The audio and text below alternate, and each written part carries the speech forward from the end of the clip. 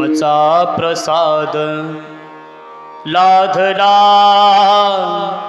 मस्तकी तुमचा प्रसाद श्री दत्तराया तेने झालो मी सुखी तुमचा प्रसाद तुमचा प्रसाद असे अधिकार संपन्न असणारे प्रभू श्री गुरु दत्तात्रय भगवानाच्या ठिकाणी जन्म उत्सवनी कार्यक्रम निमित्त चालू आहे।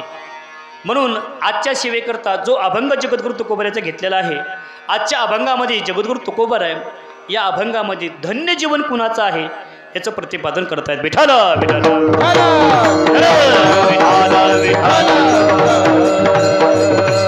अनेक आपण साधू आपल्याला पाहायला भेटतायत, अनेक संत आपल्या जीवनामध्ये पाहायला भेटतात। या कलियुगामध्ये अनेक संतांकडे बघितलं, अनेक साधूकडे बघितलं, धन्यता द्यावी आपली माझी पात्रता नाही। संत महात्म्याच्या ठिकाणी या पुरावे या ठिकाणी मी बोलत आहे आणि संत महात्म्याच्या वचनाने या ठिकाणी मी काही बोलण्याचा प्रयत्न करत आहे। माझा अधिकार एवढा मोठा नाही कुणाच्या ठिकाणी साधूची टीका करायची, कुणाच्या ठिकाणी संताची टीका करायची, पण ऐका कलियुगामध्ये आपण या ठिकाणी कुणाला धन्यता द्यावा, कुणाला या ठिकाणी साधू म्हणावं, कुणाला आपण महाराज म्हणावं या ठिकाणी आपल्याला देखील कळत नाही कळत। पांढरे शुभ्र कपडे घातले म्हणजे साधू नाही, टोपी घातली म्हणजे काही साधू नाही, गंध लावला म्हणजे काही साधू नाही, गळ्यामध्ये माळा घातल्या म्हणजे काही साधू नाही, आणि रात्रंदिवस कीर्तन केले म्हणजे काही साधू नाही, रात्रंदिवस गायन केलं म्हणजे काही साधू नाही, रात्रंदिवस आपण व्याख्यान केलं म्हणजे काही साधू नाही। सज्जन आहो यांच्यापेक्षा साधूची परिभाषा काहीतरी वेगळी आहे। साधू नेमकं म्हणायचं कुणाला, संत नेमकं म्हणायचं कुणाला, की आपल्या जीवनामध्ये बघा संत म्हणायचं कुणाला, तेची संत ज्यांचा हेत विठ्ठल। रात्रंदिवस या ठिकाणी विठ्ठलाचं भजन करतायत, रात्रंदिवस पांडुरंगाचं भजन, रात्र न कळे दिवस न कळे, अंगी खेळे दैवत गोविंदा शनी गोविंद शयनी गोविंद त्या मनी बैसला ते। आताचा साधू फक्त कीर्तनापुरतं विठ्ठल विठ्ठल करतोय, आताचा साधू फक्त कीर्तनापुरता विठ्ठल विठ्ठल करतोय, नामचिंतन करतोय। तुम्ही 2 तास किती या ठिकाणी विद्वत्ता आहे, किती गोड बोलतो याच्याकडे बघण्यापेक्षा 12 तास दिवसभर या ठिकाणी तो साधू काय करतोय याच्याकडे आपण लक्ष दिलं पाहिजे बरं का। दिवसभर तो साधू, तो कीर्तनकार, तो गायक काय करतोय याच्याकडे आपण लक्ष दिलं पाहिजे, आणि त्यांचं आचरण चांगलं असेल, त्यांचं बोलणं चांगलं असेल, त्यांचं कार्य चांगलं असेल, असं या ठिकाणी सगळं त्यांचं अनुकरण पाहूनच आपण या ठिकाणी 2 तास जर आपण कीर्तन ऐकलं का खऱ्या अर्थाने आपल्या ठिकाणी आपला उद्धार होण्यासाठी काही वेळ लागणार नाही, उद्धार होण्यासाठी काही वेळ लागणार नाही। संत महात्म्याचे काका पुरावे आहेत। संत महात्मे म्हणतायत कीर्तन चांग होय अंग हरिरूप। कुणाकुणाचं अंग हरिरूप झालं तुला आवाज द्यायला, कुणाकुणाचं अंग हरिरूप झालं आतापर्यंत नाही झालं, का नाही झालं हे चांगलं पाहिजे ना, सांगणारं चांगलं पाहिजे। सांगण्याच्या ठिकाणी मुखातून या ठिकाणी जो सांगतोय का त्या सांगण्याच्या माध्यमातून जो या ठिकाणी व्याख्यान करत आहे, कीर्तन करत आहे, त्यांचा अधिकार तेवढा या ठिकाणी पाहिजे, आणि अधिकार जर असेल तरच या ठिकाणी सांगण्याचा अधिकार आपल्याला आहे। अधिकार तैसा करू उपदेश अनुभव आले अंगा ते या जगात येत असे। जीवनामध्ये आपण अगोदर अनुभव घेतला पाहिजे, नंतर आपण लोकांना सांगितला पाहिजे। पण ऐका बाबा या ठिकाणी माझ्या समोर बसलेले आहेत, बाबामध्ये या ठिकाणी ओतभूत या ठिकाणी ज्ञान अंतकरणामध्ये आहे, श्रीमद भागवत कथेचं ज्ञान या ठिकाणी त्यांच्याकडे आहे, कीर्तनाचं ज्ञान त्यांच्याकडे आहे, द्यावे तेवढे त्यांना धन्यवाद कमी आहेत। एवढे या ठिकाणी अधिकारी महात्म्य असतानाही आज माझ्या पांबराच्या कीर्तनाला समोर येऊन बसणं हा त्यांचा मोठेपणा आहे। महाराज बाबासाठी एकदा जोरदार सर्वांनी टाळी वाजवा। मोठं नेमकं म्हणायचं कुणाला, मोठं नेमकं म्हणायचं कुणाला, मोठं त्यांनाच म्हणायचं जे या ठिकाणी बालकाच्या कीर्तनाला येऊन पुढं बसणं याला मोठेपण म्हणावं। ना तर ते बालकाचं कीर्तन आहे, तो गायक आहे, मला माहिती आहे तो गायक आहे, आणि किती रागामध्ये चाल गावतो ते देखील मला माहिती आहे, पण अशाच्या कीर्तनाला मी कीर्तन ऐकण्यासाठी समोर बसेल का, मी बसणार नाही। कुठलीही मनामध्ये या ठिकाणी न भावना आणणं, कुठलीही मनामध्ये या ठिकाणी कुठली कंत न बाळगणं, हे ज्यांचं अंतकरण आहे का खऱ्या अर्थाने यांना आपण साधू म्हटलं पाहिजे। विठाल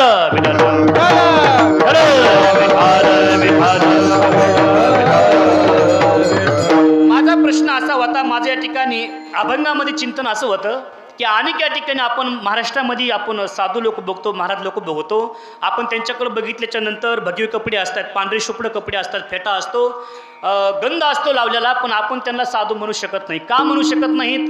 संन्याशी जो महात्मा आहे का, संन्याशी जो साधू आहे का, साधूपाशी गेल्याच्या नंतर बघा ज्ञान उत्पत असतं. बघा ज्ञान भरपूर असतं. 4 वेद, 6 शास्त्र, 18 पुराण मुखत होत असतात. ज्ञानेश्वरी पाठ आहे, तुकोबऱ्याचा गाथा पाठ आहे, भागवत पाठ आहे. पण ऐका, हे ज्ञान प्राप्त झाल्याच्या नंतर त्यांच्यामध्ये एक दुसरं ज्ञान येतं. बघा कोणतं ज्ञान? गर्वाचं ज्ञान येतं. गर्वाचं गर्व येतो. गर्व या ठिकाणी उगाच कुणाच्याही अंगी येत नाही. गर्व या ठिकाणी उगाच कुणाच्याही सहवासामध्ये जात नाही. एखाद्यापाशी विद्वान नाही, विद्वत्ता नाही, कुणापाशी पाटा नाही, कुणापाशी या ठिकाणी गायन नाही, अशाकडे गर्व येत नाही. ज्याच्याकडे गायन आहे का त्याच्याकडे गर्व, माझ्यासारखा मीच गायक. ज्याच्याकडे बोलण्याचं ज्ञान आहे का त्याला गर्व, माझ्यासारखा विद्वान मीच. एखादा मृदंगाचार्य असन, चांगला वाजत असन, त्यांच्याकडे या ठिकाणी माझ्यासारखा मृदंगाचार्य मीच. जेवढी कला आपली मोठी आहे का तेवढी या ठिकाणी आपल्याकडे गर्व येतो. पण या गर्वामधून या ठिकाणी जो पुढे जातो का त्याला आपण साधू म्हटलं पाहिजे. विठ्ठल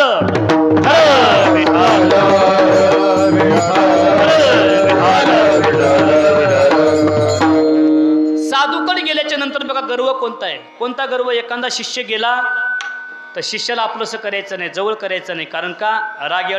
राग एवढा भयानक असतो. त्या रागाच्या ठिकाणी भीतीने शिष्य बाबाच्या जवळ जात नाही जात. कशामुळे जात नाही? की बाबाचे शब्द कठोर आहेत, बाबाची वाणी कठोर आहे.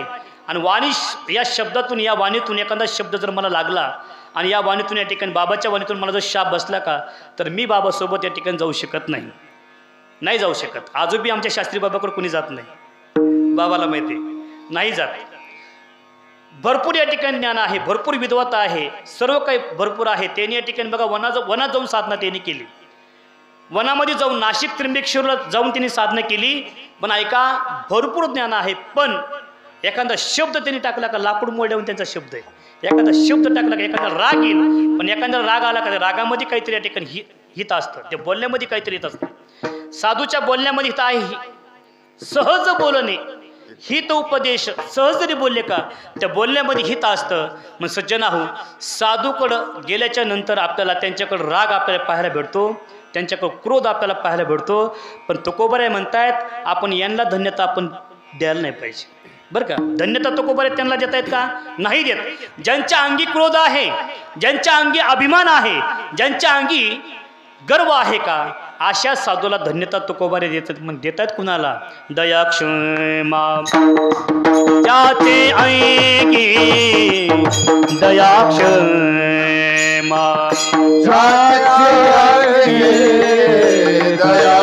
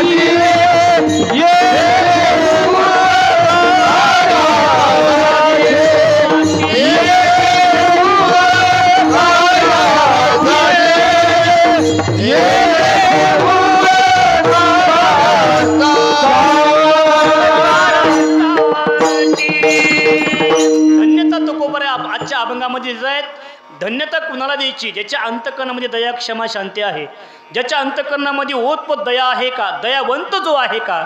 धन्यते संसारी दयावंत जे अंतरी, दया क्षमा ज्यांचे अंगी, संत तोची जाना जगी, दया क्षमा ज्यांचे अंगी. साधू कुणाला म्हणावं, संत कुणाला म्हणावं? तुकोबाराय म्हणतात ज्याच्या अंतःकरणामध्ये दया, क्षमा, शांती आहे का, अशाला आपण साधू म्हटलं पाहिजे. जे का रंजले गांजले त्यासी मने जो आपुले, तोची साधू ओळखावा, तोची साधू ओळखावा. देव तेथेची जाणावा, देव तेथेची जाणावा, देव तेथेची जाणावा.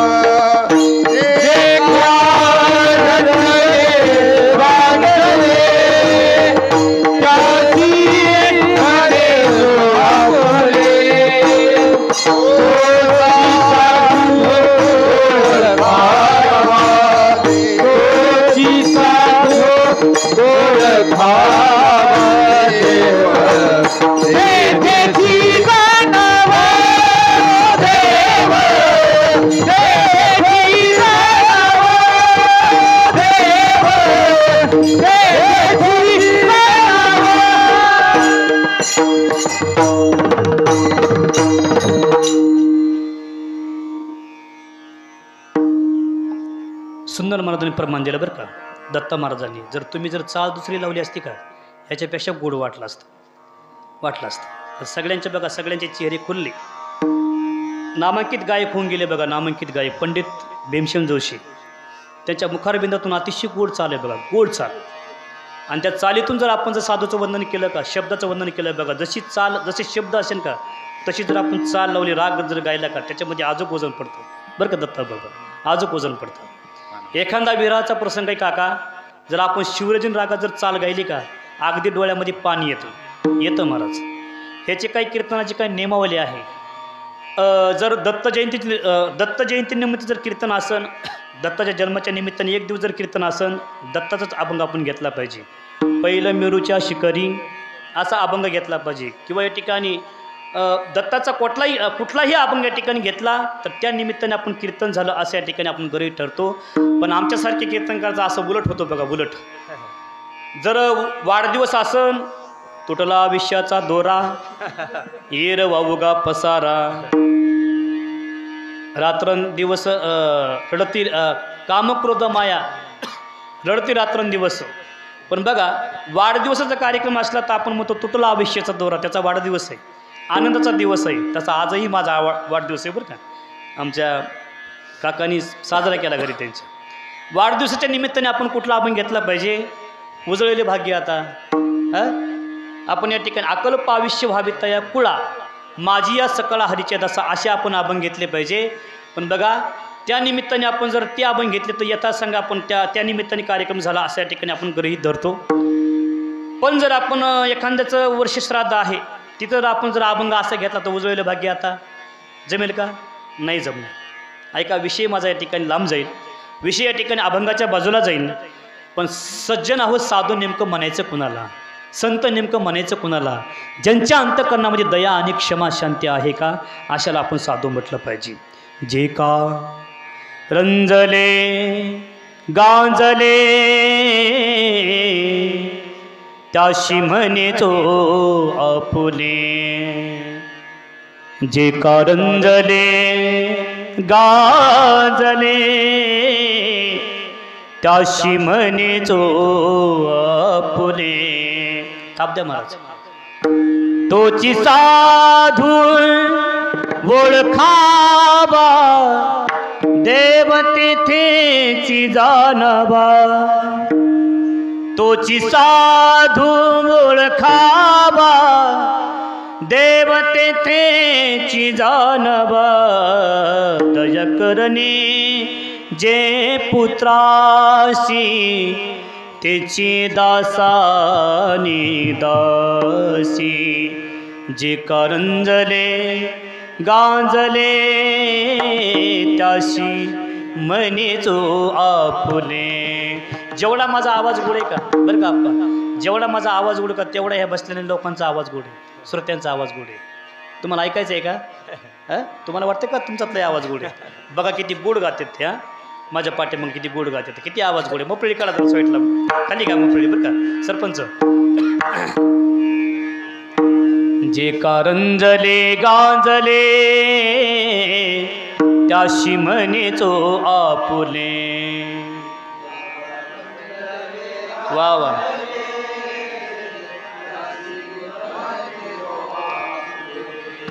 तोची साधू ओळखावा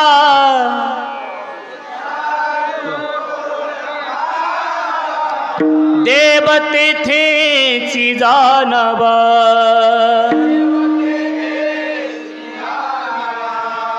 जे करंजले गांजले त्याशी म्हणे जो आपुले.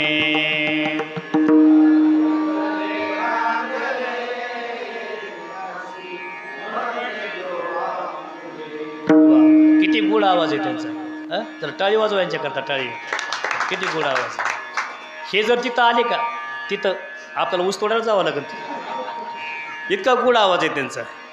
तुम्हाला वाटतं तुमचा आवाज गोड आहे? तुम्हाला वाटतं काय माता बहिणीचा आवाज गोड नाही, माऊल्यांचा आवाज गोड नाही वाटतंय का तुम्हाला? हे वाटतंय म्हणतो तो. बघा त्यांचा आवाज किती गोड आहे, किती गोड गातात त्या. जे कारंजले गांजले त्याशी म्हणे जो आपुले. वा वा.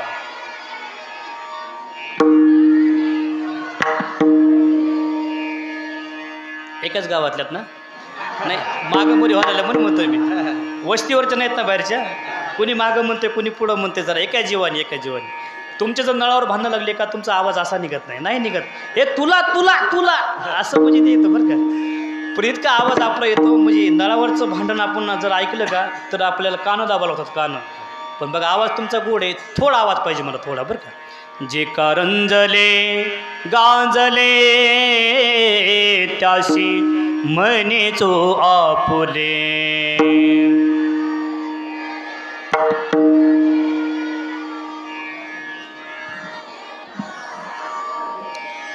तोची साधू ओळखावा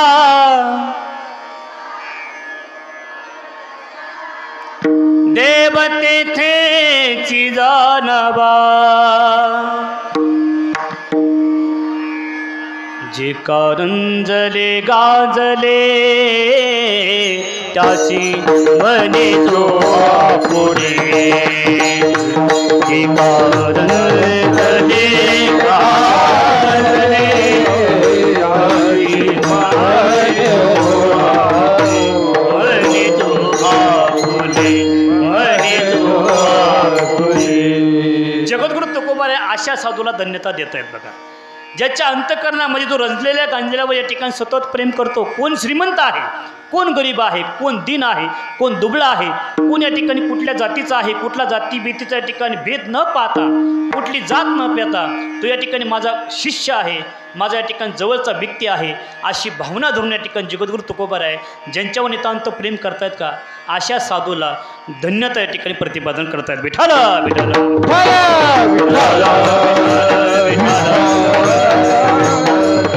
जर आपण विचार केला तुकोबाराय म्हणतात धन्य ते संसारी. धन्य ते म्हणजे काय झालं? ते म्हणजे तू ते तो. ते म्हणजे दर्शक सर्वांनी बरं. ते म्हणजे तू, तू म्हणजे एकला, ते म्हणजे अनेक, तू ते तो, तो म्हणजे एक. म्हणजे असं या ठिकाणी बघा एक व्याकरणाच्या दृष्टिकोनात आपण जर सांगायचं म्हटलं तर अनेक वचनी, एक वचनी, अनेक वचनी या शब्दाला या ठिकाणी महत्त्व शाळेमध्ये या ठिकाणी गुरुजी देत आहेत. मग धन्य ते संसारी. कोण संसारी धन्य आहेत? ज्यांच्या अंतकरणामध्ये दया क्षमा शांती आहे का अशा या ठिकाणी, ज्याच्या गळ्यामध्ये माळ नसू द्या, कंपळाला गंध नसू द्या, वारी नसू द्या, नामचिंतन मुखामध्ये नसू द्या, ज्याच्या अंतकरणामध्ये कुठलाही भेद नाही, सर्वांवर या ठिकाणी नितांत प्रेम आहे का, नितांत दया आहे का, अशा व्यक्तीला जगद्गुरू तुकोबारे धन्यता व्यक्त करतायत. मग दया नेमकी या ठिकाणी कोणत्या साधूच्या अंतःकरणामध्ये होते? एका साधूचं नाव या ठिकाणी तुकोबारांनी सांगितलं का नाही? सज्जन आहो, दया जर या ठिकाणी शब्द पुढे आला का एका साधूच्या आपल्या जीवनामध्ये या ठिकाणी आठवण होते. एक साधू या ठिकाणी आपल्या समोर येत आहेत. त्या साधूचं नाव आहे शांतीब्रह्म एकनाथ बाबा, एकनाथ महाराज. एकनाथ महाराजांच्या अंतःकरणामध्ये किती दया आहे. कोणी एके दिवशी या ठिकाणी नाथ बाबा स्नान करण्यासाठी एका गंगेच्या पात्राला ठिकाणी स्नान करण्यासाठी जात आहेत. आणि स्नान केल्याच्या नंतर ज्यावेळेस या ठिकाणी एक एक पायरी नाथबाबा आपल्या वाड्याकडे या ठिकाणी निघू लागले. आणि वाड्याकडे निघत असताना बघा त्या वठ्यावर या ठिकाणी एक माणूस असा बसला होता. तोंडामध्ये या ठिकाणी पान टाकलं आणि पान या ठिकाणी खात या ठिकाणी त्या वठ्यावर त्या शिळेवर या ठिकाणी तो व्यक्ती बसलेला आहे. नाथबाबाचं स्नान झालं का त्या व्यक्तीने नाथबाबाच्या अंगावर थुंकावं. परत या ठिकाणी नाथबाबांनी गंगेच्या पात्रामध्ये जावं, स्नान करावं. परत या ठिकाणी नाथबाबांनी यावं. परत या ठिकाणी त्या व्यक्तीने नाथबाबाच्या अंगावर थुंकावं. पण ऐकायला सज्जन आहो, असं एक वेळेस नाही, असं 2 वेळेस नाही, असं 3 वेळेस नाही, असं अनेक वेळेस या ठिकाणी नाथबाबाच्या अंगावर या ठिकाणी तो व्यक्ती थुंकला. तरी देखील माझ्या नाथबाबांनी त्या व्यक्तीवर एवढी दया केली, एवढी दया केली, एवढी दया केली. प्रसाद देवोने मुक्त केला, प्रसाद देवोने मुक्त केला, प्रसाद देवोने मुक्त केला, प्रसाद देवोने. येवन अंगावरी तुकला,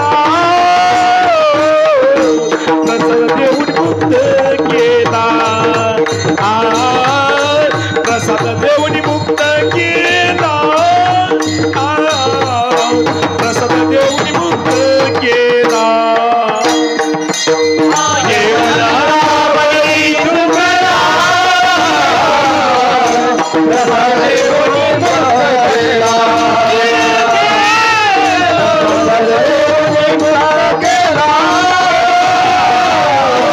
प्रसाद देवोने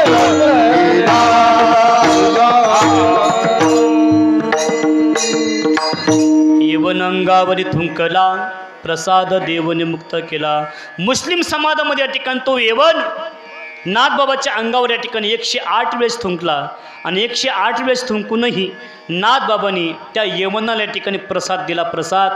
आणि प्रसाद दिल्याच्या नंतर नाथबाबाला या ठिकाणी नाथबाबाला तो येवन या ठिकाणी प्रश्न करतो, नाथबाबा मी तुमच्या अंगावर 1 वेळेस थुंकलो नाही, असं 108 वेळेस मी तुमच्या अंगावर थुंकण्याच्या नंतर तरीही या ठिकाणी तुम्ही मला क्षमा करतायत, तुम्ही माझ्यावर दया करतायत, तुम्ही माझ्यावर माया करतायत, तरीही या ठिकाणी तुम्ही मला प्रसाद देता, याचं कारण का? त्यावेळेस नाथबाबा म्हणतात, ऐक येवना, ऐक साधका, जर तू 108 वेळेस माझ्या अंगावर तो थुंकला नसता का तर या गंगेचं या ठिकाणी असे पवित्र अशी गंगा वाचे म्हणता गंगा गंगा सकळ दोष जाती भंगा, असं या ठिकाणी गंगेचं पवित्र असं गंगेचं स्नान मला 108 वेळेस आज मला या ठिकाणी घडलं नसतं, झालं नसतं. परत या ठिकाणी तू माझ्या अंगावर थुंकल्यामुळे तुझेच उपकार माझ्यावर झाले, म्हणून मी तुझ्यावर दया केली. दया बंत जे अंतरी मिठाला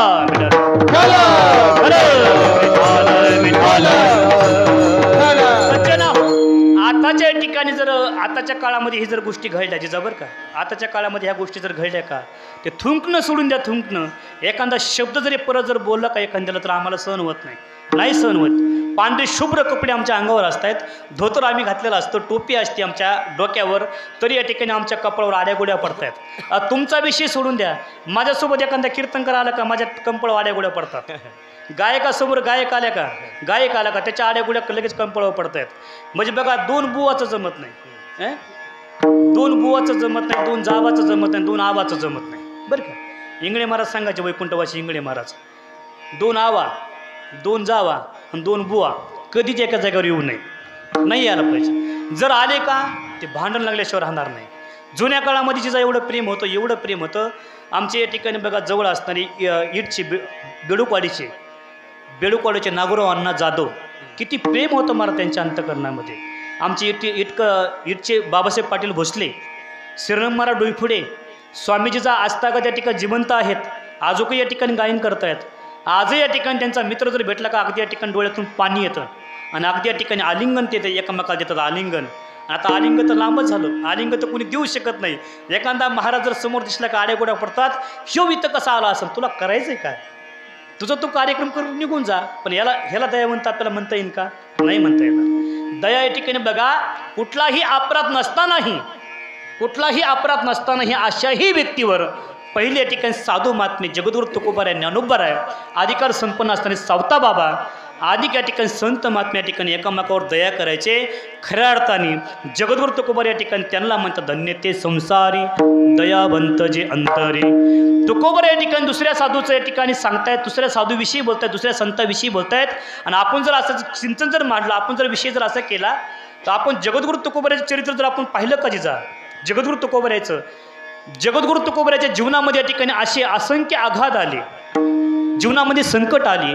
आणि संकट आल्याच्या नंतर सज्जनाहून माझ्या तुकोबारायांनी ज्यांनी संकट आपल्या अंगावर घातलं का, ज्यांनी या ठिकाणी संकट आपल्यावर आणलं का, त्या व्यक्तीला या ठिकाणी दोष न देता आपल्या कर्माला या ठिकाणी तुकोबाऱ्या दोष देत आहेत, आपल्या नशिबाला या ठिकाणी दोष देतात. नव्हे तर ते देवाला या ठिकाणी विनंती करतात, देवा या ठिकाणी ही गोष्ट माझ्या जीवनामध्ये झाली, त्या व्यक्तीचा दोष नाही, त्यांनी माझ्यावर संकट ओढवलं, त्या व्यक्तीचा दोष नाही, माझं काहीतरी या ठिकाणी चुकलं असेल. तर विषय जर आपण जर दृष्टांत या ठिकाणी जर आपल्याला सांगायचं म्हटलं, तर जगद्गुरु तुकोबाराच्या जीवनामध्ये या ठिकाणी असं एक भलं मोठं या ठिकाणी संकट आलं होतं. कोणतं संकट आलं होतं? शिवबा कासार नावाचा या ठिकाणी एक सदग्रस्त होता. बघा, शिवबा कासार, थोडा आवाज द्यायला. शिवबा कासार नावाचा या ठिकाणी सदग्रस्त या ठिकाणी देऊ परिसरामध्ये राहत होता.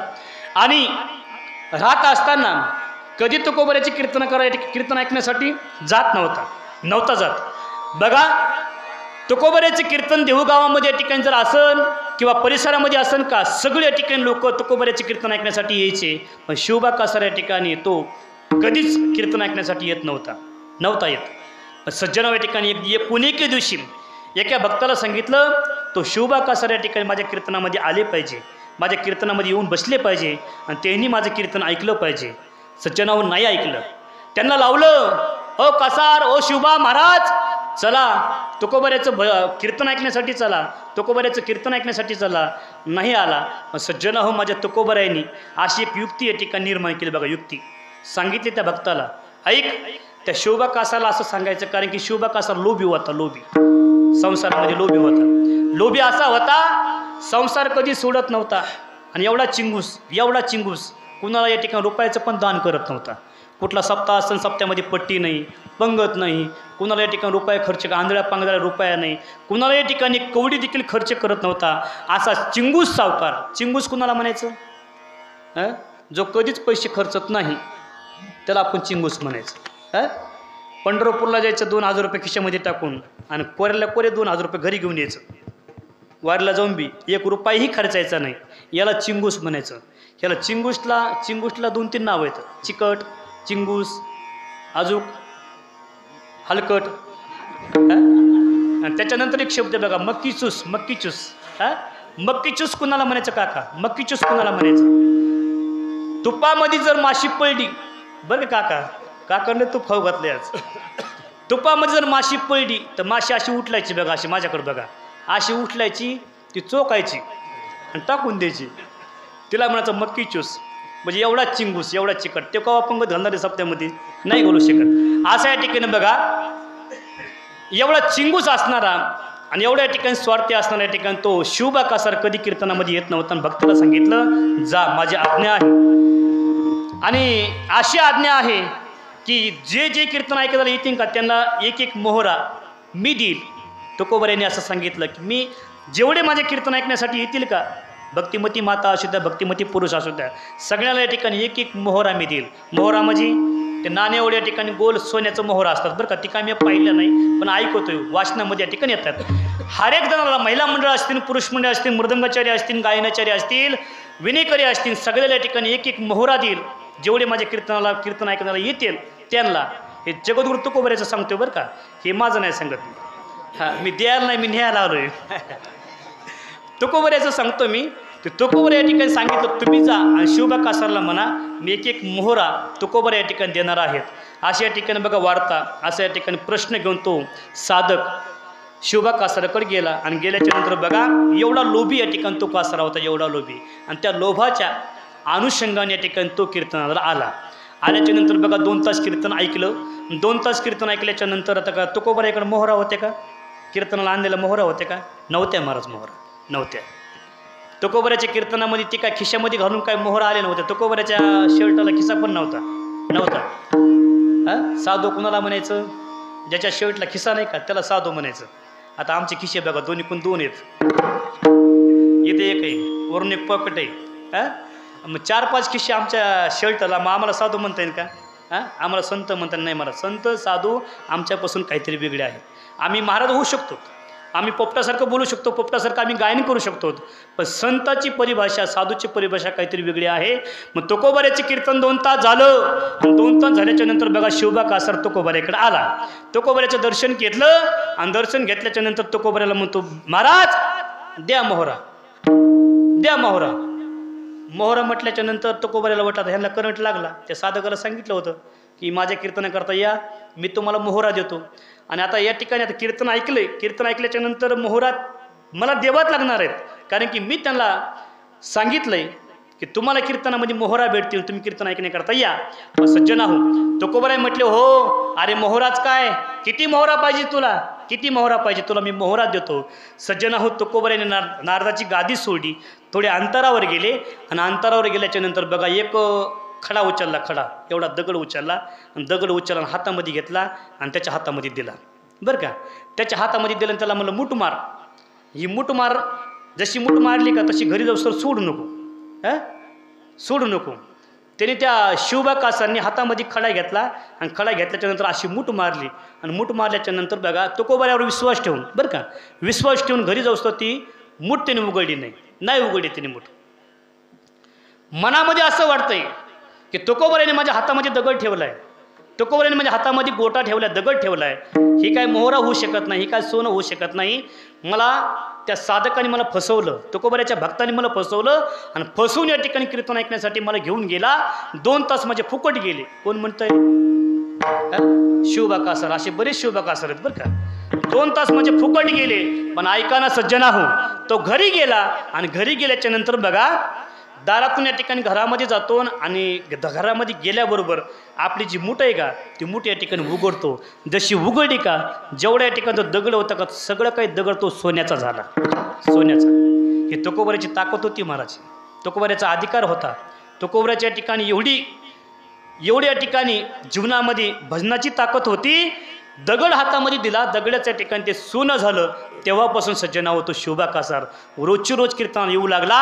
कोणीके दिवशी आपले मालक कीर्तन ऐकायला जाऊ लागले, भजन करू लागले, पण घरच्या मालकीनं जमाना, कोणत्या गृहमंत्र्याला ते जमाना. रोजचे रोज उठले की सुटले महाराजांच्या पाठीमागं, उठले की सुटले महाराजांच्या पाठीमागं कीर्तन ऐकण्यासाठी. घरचं काम कोणी करायचं, व्यवसाय कोणी करायचा, या दृष्टिकोनातून या ठिकाणी धर्मपत्नी शिवबा कासारला या ठिकाणी त्रास देऊ लागली. आणि धर्मपत्नी या ठिकाणी त्रास देऊ, तरी या ठिकाणी शिवबा कासार ऐकत नाही, मी नाही ऐकणार. तुकोबाऱ्याचा अधिकार मला माहीत झालेला आहे. दगडापासून सोनं करणारे माझे तुकोबार आहेत, म्हणून म्हणतात येरवित तुमचे धन ते मज मृतिके समान. तुकोबाऱ्याचा छत्रपती शिवरायांचा नजराने या ठिकाणी तुकोबाऱ्याकडे आला आणि आल्याच्या नंतर तुकोबाऱ्या म्हणतात येरवित तुमचे धन ते मज मृतिके समान. राजे तुमचं धन या ठिकाणी मला माती समान आहे, कारण की या ठिकाणी परमार्थ ही महाधन जोडी देवाचे चरण व्हावया सदन, सदन ही उपाय लाभाचे. परमार्थ आमचं धन आहे.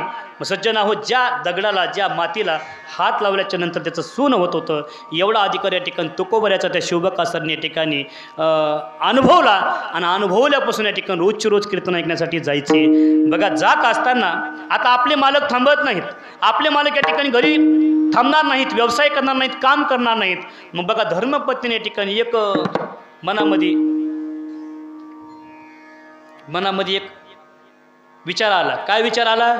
आता आपण आपल्या मालकाला सांगून तर मालक ऐकू शकत नाहीत, पण आपल्या मालकाला गोड बोलून आपण तुकोबाऱ्याला घरी बोलून घेऊ. मालकाला सांगितलं, हो मालक, अहो तुम्हीच काय तुकोबाऱ्याची सेवा करतात, मला करू द्या ना. अहो महाराजांना घरी बोलून घ्या. पण ऐका, दिवाळीच्या निमित्ताने या ठिकाणी बघा तुकोबाऱ्याला घरी बोलून घेतलं आणि घरी बोलून घेतल्याच्या नंतर बघा सुंदर असा पुरणपोळीचा स्वयंपाक केला. कोणी? शिवबा कासारच्या धर्मपत्नीने सुंदर असा पुरणपोळीचा स्वयंपाक केला. आता महाराष्ट्रामध्ये या ठिकाणी आपलं सुंदर जेवण फेमस आहे बघा. एक नंबरचं जेवण ते कोणतं? कोण मला दाळभट्टी झोपल्या काय सगळ्याचे? पुरणपोळी. महाराष्ट्रामध्ये जेवढी या ठिकाणी सुंदर पुरणपोळी होती का महाराज, तेवढी पुरणपोळी कुठं सुंदर होत नाही होत. जर ही पुरणपोळी जर आपण अमेरिकेमध्ये घेऊन गेलो का, त्या अमेरिकेत या ठिकाणी ते ज्या पांढऱ्या केसाच्या महिला मंडळ आहेत का, ते सगळंच केस वगैरे पांढरे असतात बरं का. त्या अमेरिकेच्या महिला मंडळ पोळी जर आपली बघितली का, ती म्हणते वाव हे पुरण आत कैशा गया. म्हणजे असं या ठिकाणी त्या भाषेमध्ये, त्यांच्या भाषेमध्ये बोलतात हे पुरण नेमकं गेलं कुठून.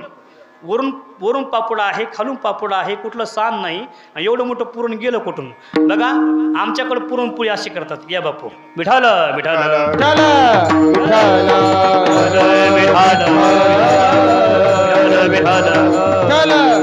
महाराष्ट्रामध्ये पुरणपोळी फेमस आहे. आमच्या गावामध्ये बरं का काका अशी पुरणपोळी करतायत. पुरणाचा करतात गोल, पुरणाचा करतात गोल, कणकीचा करतात गोल, आणि पुरणाच्या गोलामध्ये कणकीचा गोल घालतात आणि सुंदर अशी पोळी लाटतायत आमच्याकडं. तुमच्याकडे कसं आहे? तुमच्याकडे असंच आहे का? पुरणाची पोळी कशी करायची? पुरणाचा करायचा गोल, कणकीचा करायचा गोल, आणि पुरणाच्या गोलामध्ये कणकीचा गोल घालायचा आणि सुंदर अशी पोळी लाटायची. ती पोळी नाही व्हायची, पोळा होईल पोळा बरं का, पोळी नाही होणार. पण असं या ठिकाणी सुंदर असा पुरणपोळीचा स्वयंपाक त्या धर्मपत्नीने केला. सुंदर या ठिकाणी तुकोबाने जेवण केलं, आणि जेवण केल्याच्या नंतर बघा बघता बघता वेळ झाला आणि शिवबा कासाने सांगितलं धन्य आज दिन संत दर्शनाचा, अनंत जन्मीचा शिन गेला. तुकोबाराय मी किती भाग्यवान आहे, किती या ठिकाणी धन्य आहे, तुमचं मला दर्शन झालं आणि तुम्ही माझ्या घरी आलात. या ठिकाणी बघा साधू संत येती घरा तोची दिवाळी दसरा. या ठिकाणी बघा तेव्हापासून या ठिकाणी अभंगाची रचना तुकोबाराय करतायत. साधू संत येती घरा तोची दिवाळी दसरा. संत या ठिकाणी माझ्या घरी आले, खऱ्या अर्थाने या ठिकाणी माझ्या जीवनामध्ये पारावर राहिला नाही, एवढं या ठिकाणी महत्त्व या ठिकाणी शिवबा कासार तुकोबारायचं वर्णन करू लागला. वर्णन करत असताना त्या वेळामध्ये एवढा उशीर होतो, एवढा उशीर होतो, आणि उशीर झाल्याच्या नंतर शिवबा कासार म्हणतो तुकोबाराय राहणं आमच्या घरी मुक्कामाला, आज राहणं आमच्या घरी मुक्कामाला. पण सज्जन हो, माझ्या तुकोबारा जशी आज्ञा केली का तसे तुकोबाराय घरी मुक्कामाला थांबले.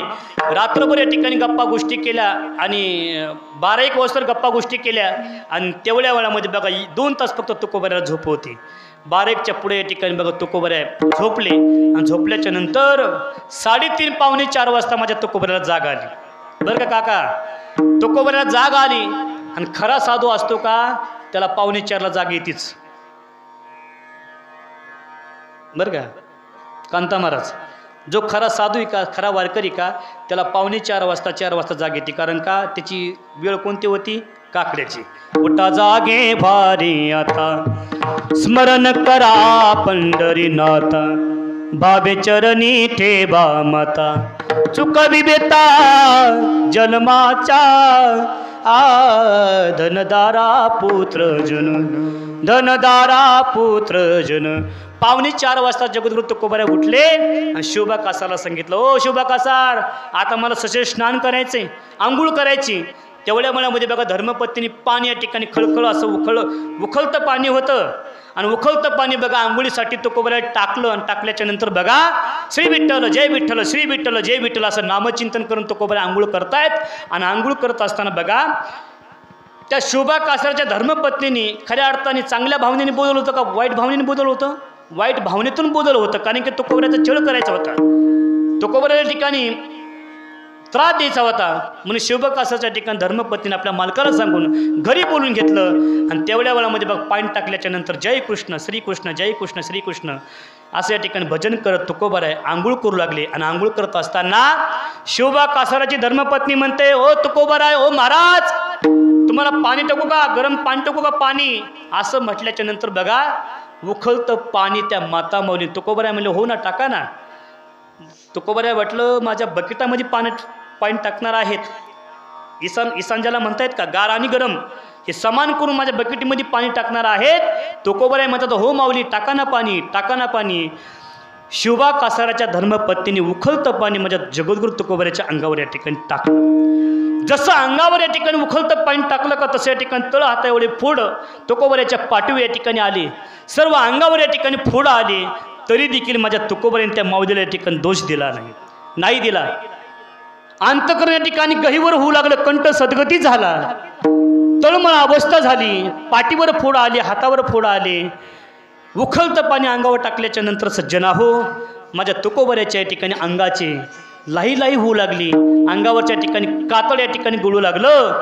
अशा अवस्थेमध्ये या ठिकाणी तुकोबऱ्या काय म्हणतायत, माझ्याकडे लक्ष द्या. महाराज पेटून बुटीला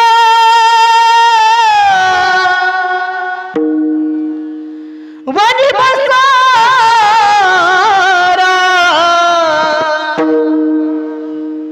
पेटून बुटीला वाणी बसारा, लागली तिने जगाला दे नशी आसरा, कैत दाटला देवा तुला मी कुठे शोधू, माई बापा पांडुरंगा तुला मी कुठे शोधू, जड माझी काया लागिना बनेवा, जड माझी काया लागिना बनेवा, जड माझी काया बनवा, जड माझी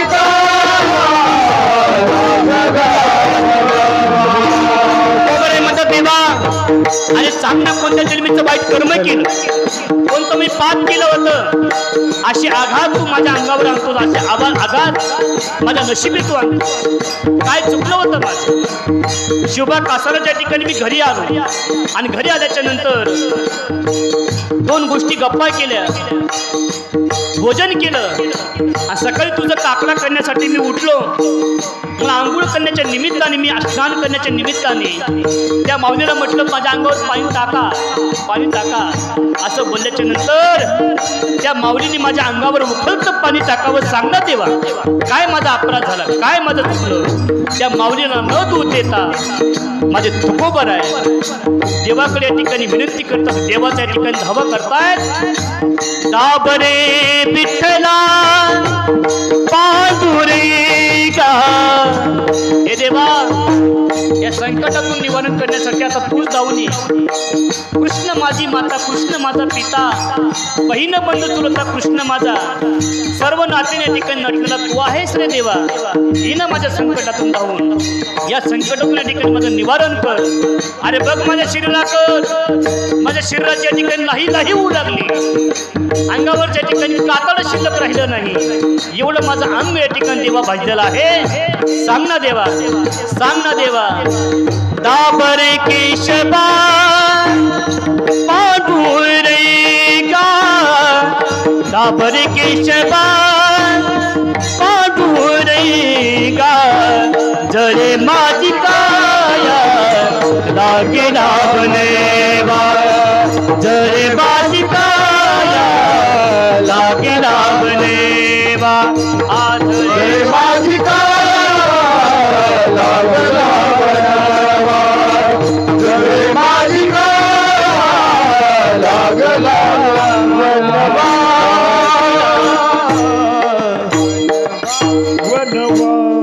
एवढा आघात होऊनही तुकोबरेन त्या माऊलीला दोष दिला नाही. हे देवा हे धावून जळे माझी काया लागेना बनेबा, दाबरे केशवा माई बापा, दाबरे केशवा माई बापा, जळे माझी काया लागिना बनेवा. सज्जना हो, अशी अवस्था झाल्याच्या नंतर शिवबा कासारा आपल्या धर्मपत्नीकडे धावून जातो. अरे माझ्या तुकोबऱ्याच्या अंगावर तू पाणी टाकलं, माझ्या महाराजांच्या अंगावर पाणी टाकलं म्हणून या ठिकाणी शिवबा कासार जसे धावून गेले का, तसे या ठिकाणी माझ्या तुकोबऱ्याने शिवबा कासाराचा हात धरला. ओ महाराज, त्यांना काय मारताय, त्या माऊलीला काय मारताय, सगळे या ठिकाणी माझ्या कर्माचे दोष आहे, सगळे या ठिकाणी मी मला दोषी समजतो. म्हणून या ठिकाणी बघा त्या माऊलीला न दोष देता त्या माऊलीला या ठिकाणी बघा माझे तुकोबार आहे, दया करतात. दया याला म्हणायचं दयावंत जे अंतरी, धन्य ते संसारी दयावंत जे अंतरी. साधकाने प्रश्न केला, महाराज धन्यता कुणाच्या जीवनामध्ये द्यायचं ते आम्हाला कळालं, दयावंत कसे आहेत ते देखील आम्हाला कळालं. तुम्ही तुकोबाराचा दृष्टांत सांगितला, नाथबाबाचा दृष्टांत तुम्ही सांगितला, पण असे धन्य ते दयावंत संत साधू या मृत्यू लोकांमध्ये या ठिकाणी जन्माला तरी कशा करता येत आहेत. येथे उपकारासाठी,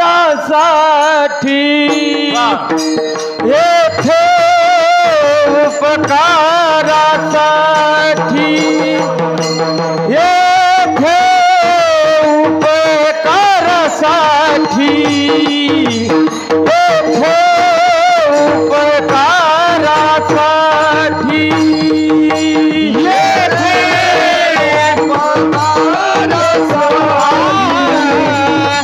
येथे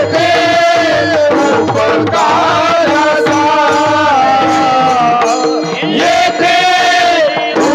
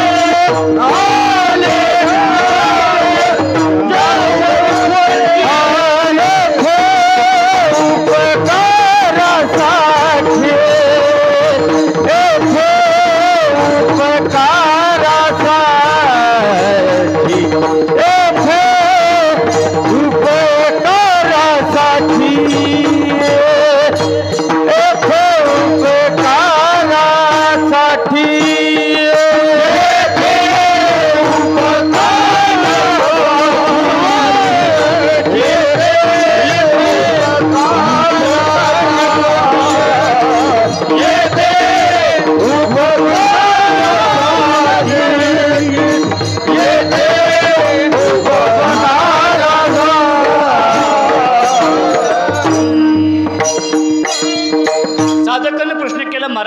धन्य ते संसारी ज्यांच्या अंतःकरणामध्ये दया क्षमा शांती आहे, अशी साधू महात्मे मृत्यू लोकांमध्ये जन्माला येतात का, कशा करता येत आहेत, त्याचं या ठिकाणी चिंतन, त्याचं या ठिकाणी वर्णन या ठिकाणी अभंगाच्या दुसऱ्या चरणामध्ये महाराज करतात. येथे उपकारासाठी आले गरजा वैकुंठी. असे संत महात्मे, असे या ठिकाणी बघा साधू संत यांचं या ठिकाणी बघा घर कुठं आहे, वैकुंठामध्ये. तुमचं आमचं घर कुठं आहे, तुमचं घर परभणीमध्ये आहे, माझं घर शासनपूरमध्ये आहे. अनेकाच्या ठिकाणी आपापल्या गावामध्ये या महाराज. विठाल विठाल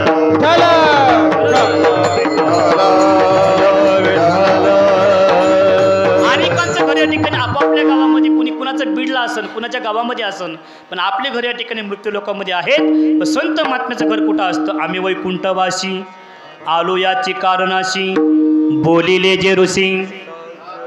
असं गोड लागा ना, साच भावे वर्ताया जाडू संताचे मार्ग, आडराणी भरले जग उचिष्टाचा भाग, शेष उरले तू शिव. म्हणून या ठिकाणी संत महात्मे ज्यांचे या ठिकाणी घर वैकुंठामध्ये आहे, वैकुंठातून संत महात्मे मृत्यू लोकांमध्ये जन्म घेत आहेत. ह्याचं कारण एकच आहे, येते उपकारासाठी आले गरजा वैकुंठी. विठाला विठाला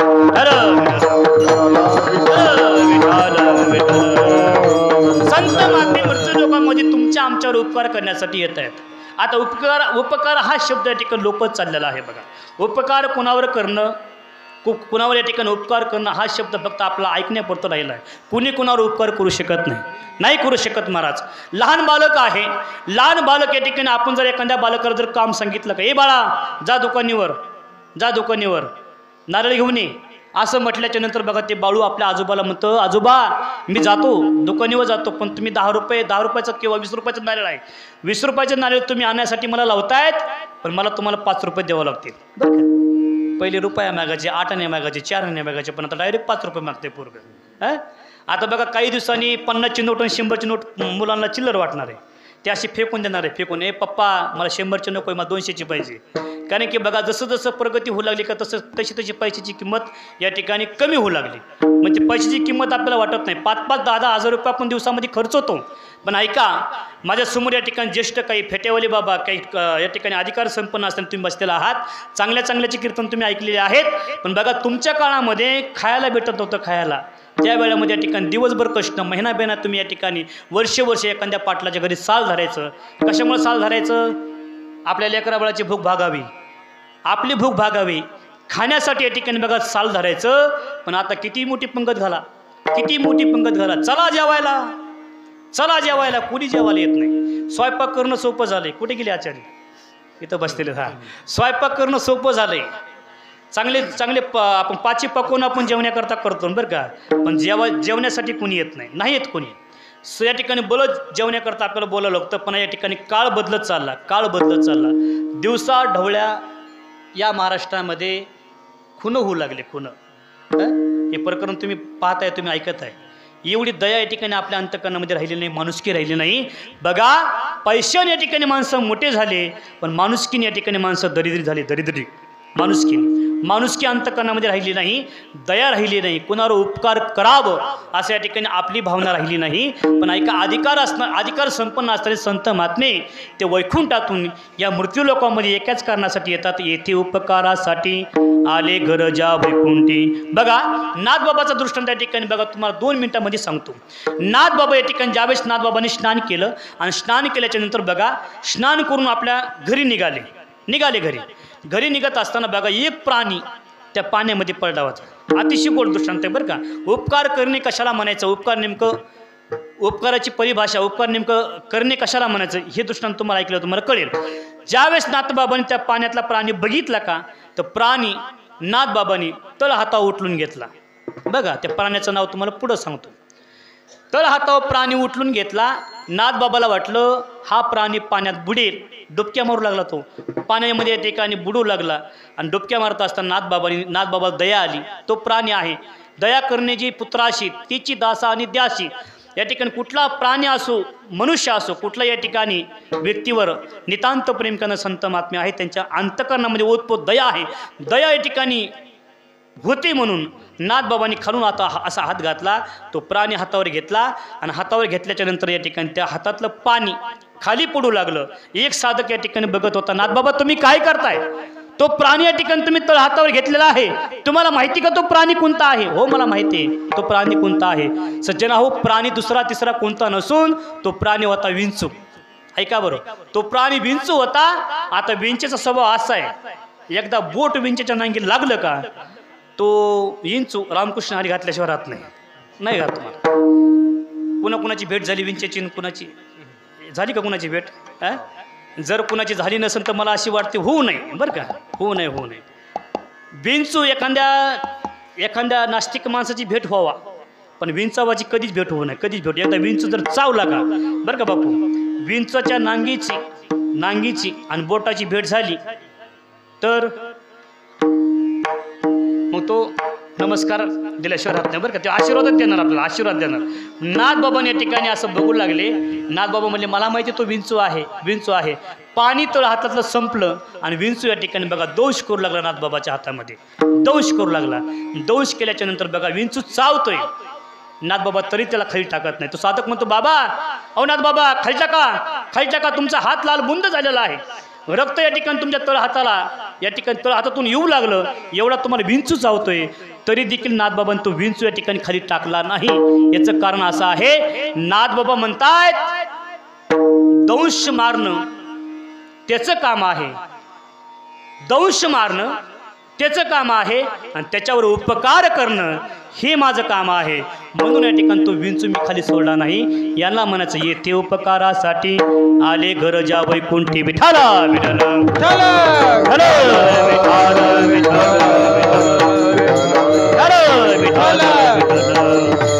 येथे उपकारासाठी आले गरजा वैकुंठी. साधकाने प्रश्न केला, महाराज असे संत महात्मे धन्य आहेत, असे संत महात्मे दयावंत आहेत, असे संत महात्मे उपकारी आहेत, असे संत महात्मे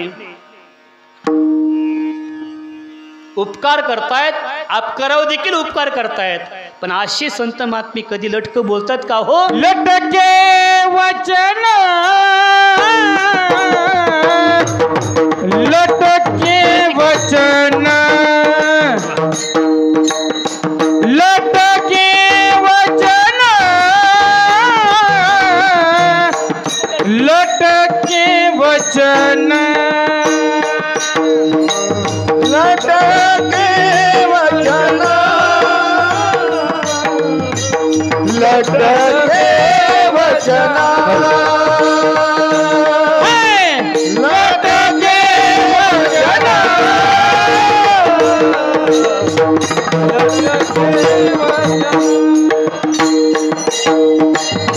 लटके वचन, लटके वचन, हो लटके वचन, लटके वचन, लटके वचन, लटके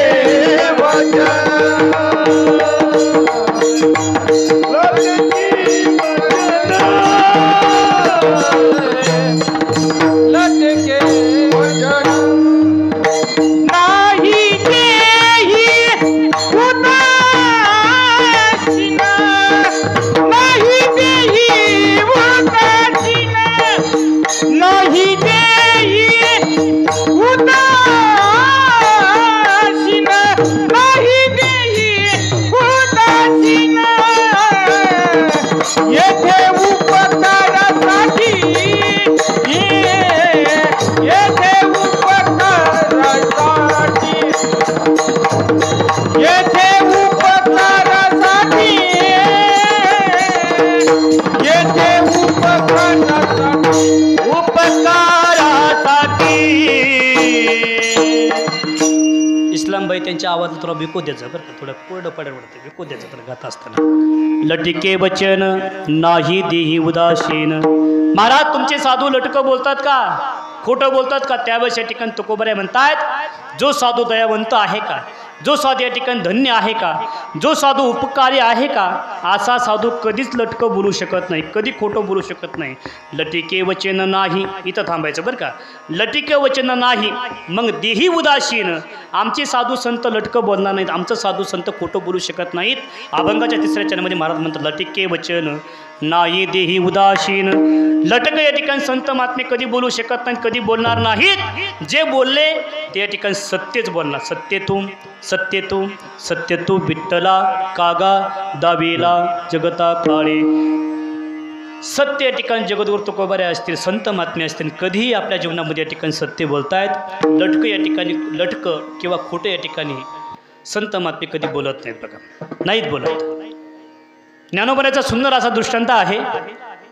ज्ञानोबराची ज्ञानेश्वरी जैनी लिहिली का, त्या साधकाचं नाव आहे सच्चिदानंद बाबा. कोणीही दिवशी बघा सच्चिदानंद बाबा या जगातून या ठिकाणी निघून गेले.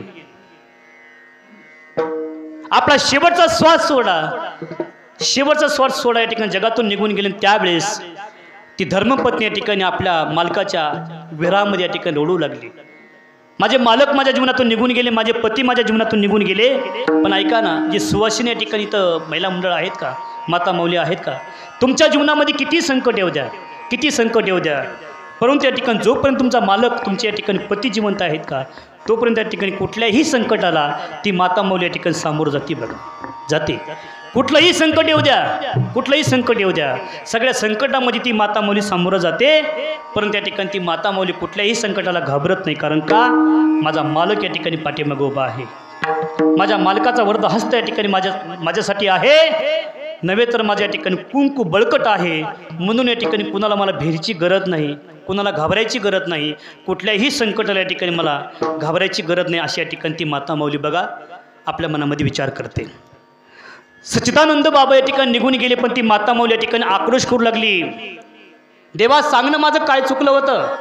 अधिकार संपन्न असणारे ज्ञानोबराय त्यांची ती मित्र आहेत आणि या ठिकाणी माझा हा स्वामी, माझे पती, माझे मालक आज या ठिकाणी तारुण्य अवस्थेमध्ये या ठिकाणी माझ्यातून निघून गेले देवा सांग ना या ठिकाणी माझं काय चुकलं. अशा ठिकाणी बघा ती माता माऊली देवाकडे या ठिकाणी बघा देवाच्या नावाने टावं फोडू लागले. त्यावेळेस गावातल्या काही माता माऊल्या आल्या, गावातले काही या ठिकाणी लोक आले, गावात या ठिकाणी काही